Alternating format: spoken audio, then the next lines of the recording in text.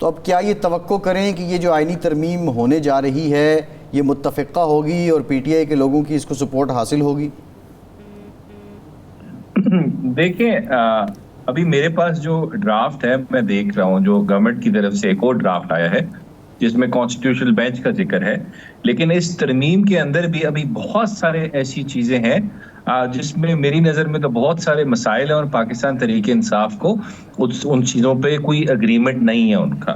آگے ابھی ہماری 10 بجے ملاقات ہونی ہے مولانا فضل الرحمان سے، سلمان اکرم راجہ صاحب کی۔ سو ابھی تو ہم ایسا کچھ نہیں کہہ سکتے کہ ہمارا تو پرنسپل اختلاف ہے اس حکومت سے، اور خاص کر یہ جو اسمبلی ہے جس طرح یہ آئی ہے فارم 47 کے تحت، کہ ان کو تو کوئی آئینی ترمیم کرنی ہی نہیں چاہیے۔ اور جہاں تک مولانا فضل الرحمان صاحب سے ہماری ایک بات چیت چل رہی تھی، ہم ان کو سمجھانا چاہ رہے تھے کہ یہ جو آئینی پیکج ہے یہ عدلیہ کے اوپر ایک اسالٹ ہے، ایک حملے کی کوشش کی جا رہی ہے، اس کو پرماننٹلی ایگزیکٹو اور لیجسلیچر کے تابع کرنے کے لیے، جوڈیشری کی انڈیپینڈنس کو ختم کرنے کی ایک پوری ایک جال بچھایا جا رہا ہے۔ تو ہم تو اس وجہ سے اس ترامیم میں جو بھی ہمیں چیزیں ملتی ہیں جو ہمیں لگتا ہے کہ انڈیپینڈنس آف جوڈیشری پہ حملہ ہے، ہم ان کو پوائنٹ آؤٹ کر رہے ہیں۔ ابھی بھی اس میں بہت سارے مسائل ہیں، جیسے آئینی عدالت کا تو ذکر نہیں ہے، لیکن آئینی بینچ میں بھی ایک جیسے کہا گیا ہے کہ جی کمیشن جو ہے وہ سلیکٹ کرے گا اس میں ججز کون سے ہوں گے، ہمیں اس چیز سے اختلاف ہے۔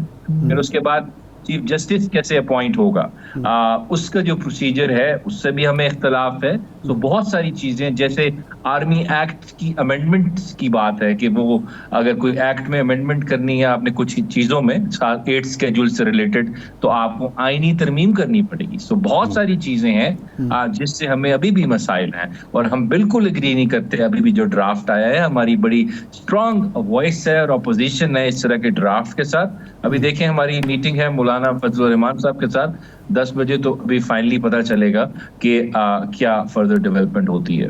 اچھا، یہ فرمائیں کہ اب آپ نے کل کی کال بھی دی ہوئی ہے، اور یہ میرے خیال مقامی طور پر ہی ہوگی، کوئی اجتماعی ایک جگہ پہ تو نہیں ہوگی، لاہور کے لاہور میں کریں گے، ڈی جی خان کے ڈی جی خان میں کریں گے۔ تو اس کال کا مقصد خان صاحب کی رہائی ہے یا آئینی ترمیم کو روکنا ہے، اور یہ کتنا مؤثر ثابت ہو سکتی ہے آپ کے احتجاج کی کال؟ دیکھیے ارشاد صاحب، آپ کا سوال جو ہے نا بڑا خوبصورت ہے، یہ آپس میں دونوں چیزیں، جو دونوں سوال ہیں آپس میں کنیکٹڈ ہیں۔ دیکھیں ہماری اس وقت جدوجہد ہے اس ملک میں رول آف لا کے لیے، اور خاص کر رول آف لا آپ کا ایک سوسائٹی کے اندر ریئلائز نہیں ہو سکتا۔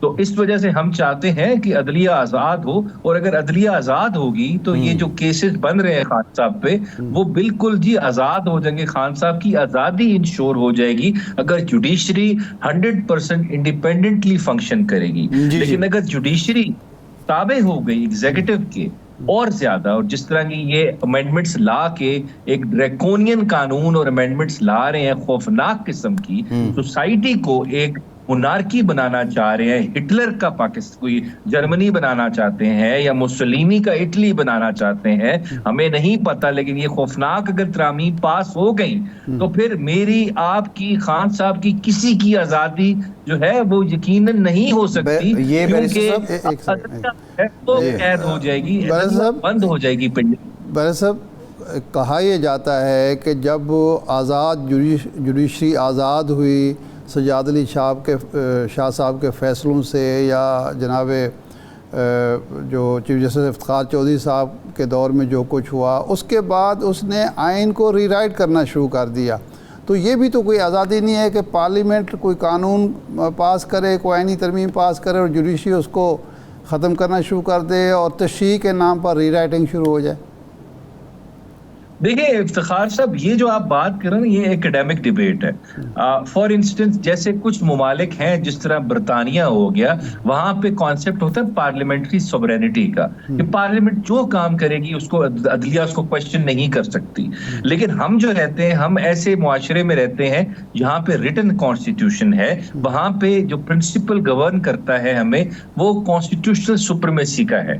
سو پارلیمنٹ کے بھی اختیارات جو ہیں وہ لامحدود نہیں ہیں، وہ بھی لمیٹڈ ہے، ڈیفائنڈ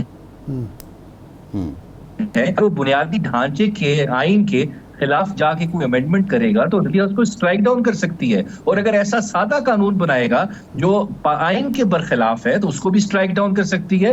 اگر عدلیہ اپنی اس میں سے کراس کر رہی ہے, دیکھیں اس کے بڑے چیکس اینڈ بیلنسز ایگزسٹ ہو سکتے ہیں, آپ بنا بھی سکتے ہیں, لیکن اگر عدلیہ کو آپ نے ریفارم کرنا ہے تو اس میں پھر پراپر پارلیمنٹ میں آپ ڈیبیٹ کریں, آپ اسٹیک ہولڈرز کو اس میں لے کے آئیں, بار کونسلز کو لے کے آئیں, ایون آپ جوڈیشری سے بھی بات کر سکتے ہیں, لیکن راتوں رات قانون آنا.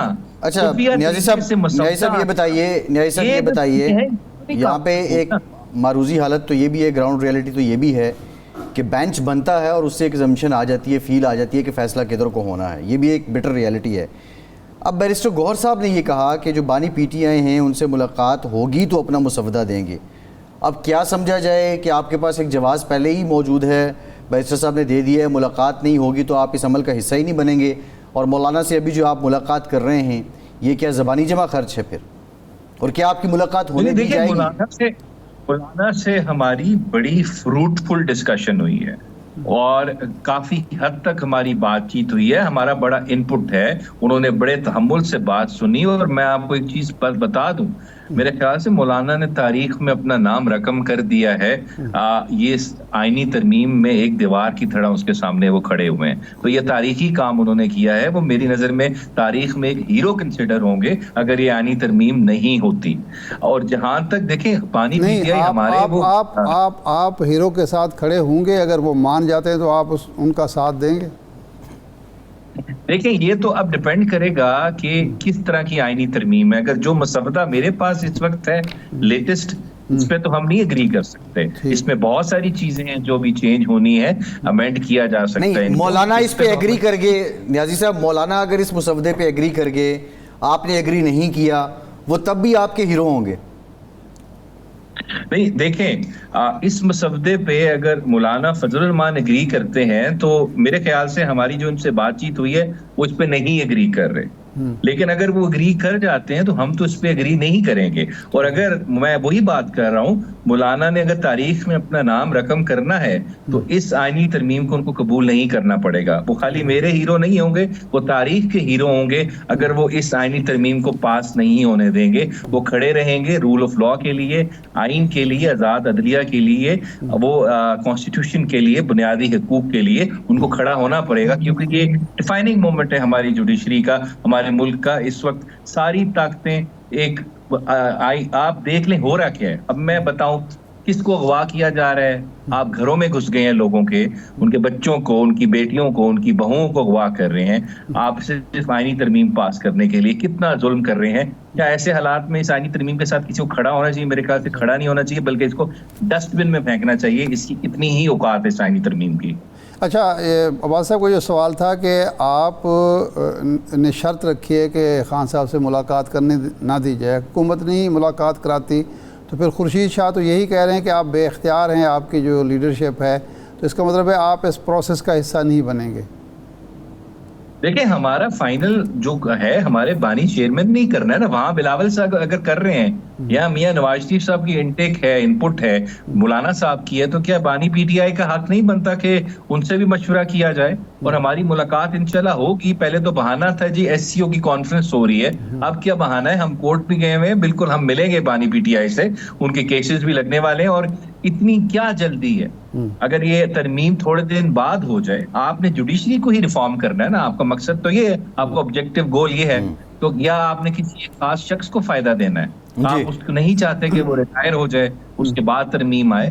وہ تو سر خواجہ آصف صاحب کہہ چکے ہیں نا کہ 25 تک ہم اگر جاتے ہیں تو 25 کے بعد 8 فروری کھل جائے گا, ہمارے جو حلقے کھلیں گے, اور اس کے بعد ہم تو فارغ ہو جائیں گے. تو آپ تو اس تاڑ میں ہے کہ 25 گزر جائے اور پھر جی مجھے نہیں پتا ان کو کیا فیئرز ہیں.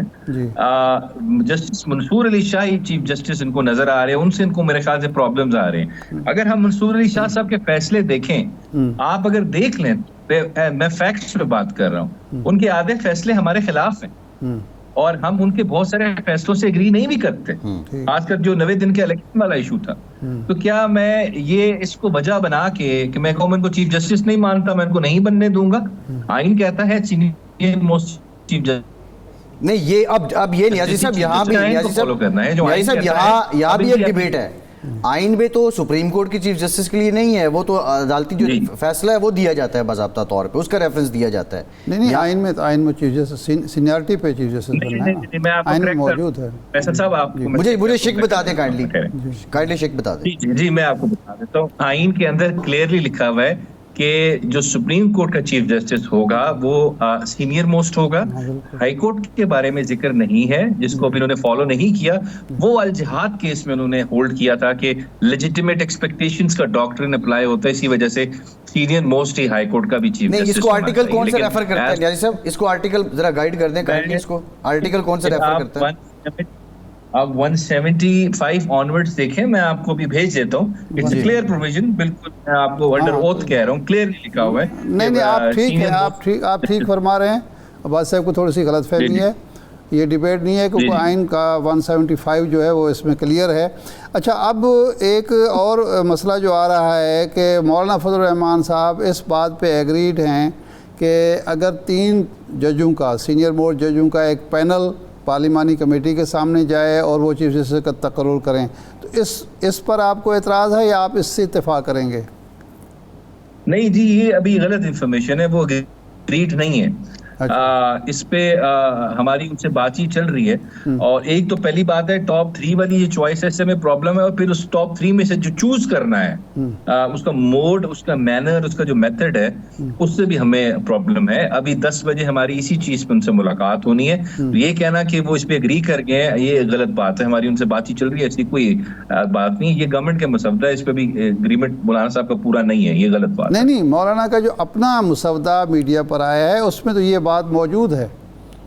نہیں میں آپ کو یہ کہہ رہا ہوں ارشاد صاحب کہ اس پوائنٹ پہ ابھی اگر یہ کہیں کہ مولانا صاحب پوری طرح ان اگریمنٹ ہے کہ ٹاپ 3 میں سے چوز کرنا ہے اور وہ اس کمیشن نے چوز کرنا ہے, تو یہ بات نہیں ہے ہماری. ابھی ان سے چل رہی ہے, ہم اس پہ اگری نہیں کر رہے. مولانا صاحب اگر کریں دیٹ سیپریٹ ڈیبیٹ. ایک اور سینیریو میں ارشاد صاحب ہے, الیکشن کمیشن نے کل اب اپنا اجلاس بلا لیا ہے. جو اسپیکر نے خط لکھا تھا مخصوص نشستوں کی الاٹمنٹ نئی جو قانون سازی ہے اس کے مطابق, تو اگر کل وہاں سے یہ الاٹ ہو جاتی ہیں تو پھر تو آپ اور مولانا پھر تو جو مرضی حکومت اور پیپلز پارٹی چاہیں وہ کر سکتے ہیں. تو پھر کیا آپشن ہے آپ کے پاس؟ نہیں دیکھیں, الاٹ الیکشن کمیشن اگر کر دے گا تو this will be in violation of the judgment of the supreme court. اگر قانون چینج بھی ہو جائے نا, فار انسٹنس اگر آپ سمپل لیجسلیشن سے کوئی چیز امینڈ بھی کر دیں, لیکن اگر ایک قانون کے تحت اور ایک آئین کے تحت آرٹیکل 51 کی انٹرپریٹیشن کے تحت مجھے سیٹس الاٹ ہوئی ہیں, تو آپ ایک قانون پاس کر کے میرا ویسٹڈ رائٹ جو ہے اس کو امپیئر نہیں کر سکتے. تو یہ انلیگل ہوگا, غیر قانونی ہوگا, غیر آئینی ہوگا, اور ایون یہ کنٹیمپٹ آف کورٹ ہوگا جو سپریم کورٹ کی ججمنٹ ہے. تو الیکشن کمیشن نے اس کا جواب دینا ہے. ایسے غیر آئینی غیر قانونی کام یا تو آرٹیکل 6 فیس کریں گے یا کنٹیمپٹ آف کورٹ فیس کریں گے, لیکن اس کی کوئی قانونی وقت نہیں ہوگی, آئینی وقت نہیں ہوگی ایسے کسی بھی ایکشن کی. جی ٹھیک, بہت شکریہ امان نیازی صاحب, آپ کے وقت